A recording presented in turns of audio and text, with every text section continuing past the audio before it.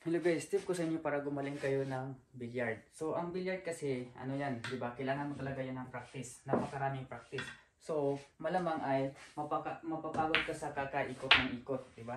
So, ang tip ko sa inyo dyan guys, ay meron akong pwedeng maibigay sa inyo ito. O pwede kong ma-offer sa inyo. So, ang gamit ito, spray nyo lang. Pwede nyo siyang i-ganon. Tapos, yan, ganon. So, ang epekto nyo guys ay 1 minute. So, tingnan nyo kung ano ang kagandahan nito guys sa ating produkto. Okay? So, yan. Medyo umusok-usok na siya konti, di ba? Normal lang yan. So, yan. Yan. Oh, tingnan nyo. Tingnan nyo, pwede na siyang humiwalay. Kasi yung paa kasi guys, yun yung napapagod talaga sa pag-ikot-ikot. So, magandang paraan dyan na para maano natin siya. Para wala natin yun ay pwede ihiwalay natin yung ating kalahati. Okay? So, yun ang maganda dyan guys. So, pag ano na siya, alis na siya sa katawan mo, pwede ka nang bumalik sa paglaro-laro ulit. Okay?